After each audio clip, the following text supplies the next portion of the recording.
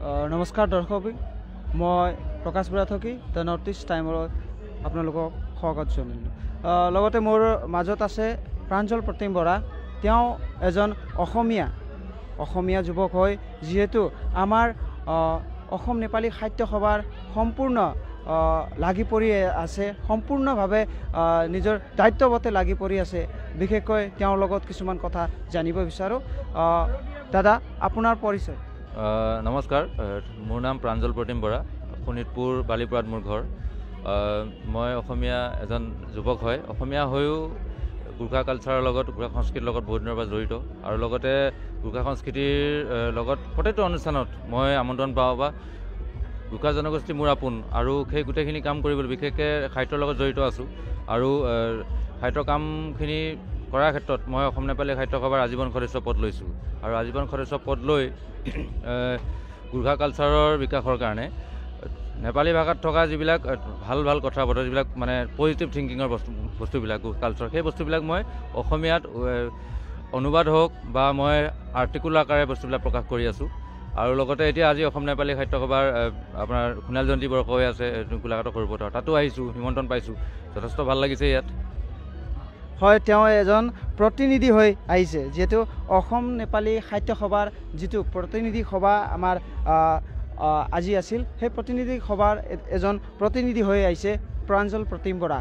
এতিয়া তেওঁক বিশেষকৈ মই ধন্যবাদ জ্ঞাপন কৰোঁ যে আমাৰ এই নেপালী সাহিত্য সভা যিটো নিজে লাগি পৰি আছে, যিটো এজন অসমীয়া যুৱক হৈ কিনি আমাৰ নেপালী যিটো জাতীয় কালচাৰ, ভাষা, সংস্কৃতিৰ লগত একগোট হৈ লাগি পৰি আছে, তেওঁক বিশেষ ধন্যবাদ জ্ঞাপন কৰিছোঁ। আৰু বিশেষকৈ নেপালী জাতিৰ যিটো আমাৰ সাংস্কৃতিক ইয়াতে চলি আছে, সাংস্কৃতিক বিভিন্ন কলাক্ষেত্ৰ ইয়াতে চলি আছে, সেই বিষয় লৈ আপুনি কি মন্তব্য দিয়ে?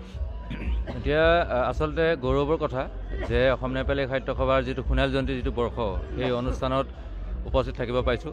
আগৰ অনুষ্ঠানত উপস্থিত আছোঁ, কিন্তু এইটো বিশেষ অধিৱেশন, গতিকে বিশেষ অধিৱেশনত উপস্থিত থাকিব পাই প্ৰথমতে নিজক গৌৰৱ অনুভৱ কৰিছোঁ। আৰু ইয়াত উপস্থিত থাকিব পাই আজি পতাকা উত্তোলনকে আদি কৰি যিখিনি কাৰ্যসূচী হ'ল সকলোতে অংশগ্ৰহণ কৰিছোঁ, প্ৰতিনিধি সভাত অংশগ্ৰহণ কৰিছোঁ। লগতে বৰ্তমান গ্ৰন্থমেলাত আছোঁ, গতিকে গ্ৰন্থ ভাল পাওঁ সদায়। গ্ৰন্থ ক্ৰয় কৰিছোঁ, নেপালী গ্ৰন্থ প্ৰায় 3-4টা ক্ৰয় কৰিছোঁ, পঢ়িম।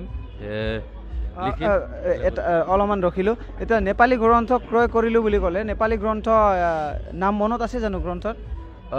নেপালী গ্ৰন্থৰ ক্ৰয় কৰা কেইখনৰ নাম মই বৰ্তমান নকওঁ, কাৰণ এটা মানে বিশেষ প্ৰজেক্ট লৈ কৰা হৈছে। তো মই এটা কথা উল্লেখ কৰিব পাৰোঁ যে নেপালী গ্ৰন্থ 3খন মই অসমীয়ালৈ অনুবাদ কৰি আছোঁ, আৰু সাহিত্য একাডেমী বঁটা পোৱা মানুহৰ কিতাপ, মানে ফ্ৰম নেপালী টু আছামিজ মই কৰি আছোঁ। আৰু চেষ্টা কৰিম সিমানখিনি কৰিবৰ কাৰণে, বা অসমৰ বিভিন্ন ৰাইটাৰ, অসম নেপালী সাহিত্য সভাৰ লগত জড়িত ৰাইটাৰসকলে প্ৰাঞ্জল তুমি এখন পঢ়িবা, বস্তুটো বুজিবা, আমাৰ জাতিক আৰু অকণমান লগত থাকিবা, তেনেকৈ ভাবি পেলাই আমাক বস্তুবিলাক দিছে। তো আমি চেষ্টা কৰিছোঁ, আমি পঢ়িম, আৰু যিখিনি হয় সেই বস্তুখিনি অসমীয়াত উপস্থাপন কৰিবৰ কাৰণে। আৰু এটা কথা যে এই ক্ষেত্ৰত মোক আগবঢ়াই নিয়াৰ ক্ষেত্ৰত সাহিত্য একাডেমী অনুবাদ পুৰস্কাৰপ্ৰাপ্ত বিশিষ্ট সাহিত্যিক ছত্ৰমান সুবাক বিশেষ ধন্যবাদ জ্ঞাপন কৰিছোঁ। আৰু লগত জ্ঞান বাহাদুৰ চেত্ৰী সাহিত্য একাডেমী অনুবাদ পুৰস্কাৰপ্ৰাপ্ত, চন্দ্ৰমণি উপাধ্যায়, অঞ্জন বাস্কতা মোৰ বন্ধু, যুৱ পুৰস্কাৰ এৱাৰ্ড পোৱা।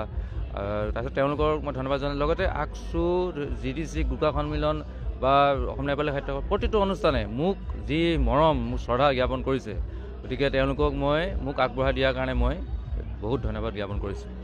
ভাবিলো আমি যিহেতু ইমান ডাঙৰ অনুষ্ঠান এটা আপোনালোকৰ দ্বাৰা অনুষ্ঠিত কৰা হৈছে, আমিও এটা নৃত্য শিকি আমিও প্ৰদৰ্শন কৰোঁ, সেয়েহে আমি সকলোৱে একেলগে মিলি নৃত্যটো শিকিলোঁ। বহুত দিনৰে পৰাই আমি অনুশীলন কৰি আছোঁ, আৰু একেলগে আমি এতিয়া প্ৰদৰ্শন কৰিম। কৰ্মশালাটো ক'বলৈ গ'লে এমাহ মানেই হ'ব, এমাহমানৰ পৰাই আমি প্ৰেক্টিচ কৰি আছোঁ, আৰু আজি প্ৰদৰ্শন কৰিম। আশা কৰিছোঁ ৰাইজে নতুন নৃত্য যিহেতু শিকিছোঁ, এই নৃত্যটোৰ লগত একো জড়িতই নহয়, তথাপিও নতুন এটা নৃত্য শিকি নতুন এটা অভিজ্ঞতাৰ জৰিয়তে আগবাঢ়ি আহিছোঁ, ভাল লাগিছে।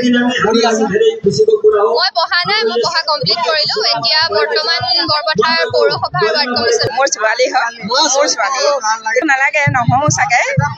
হয়, নেপালীৰ যিটো হয়।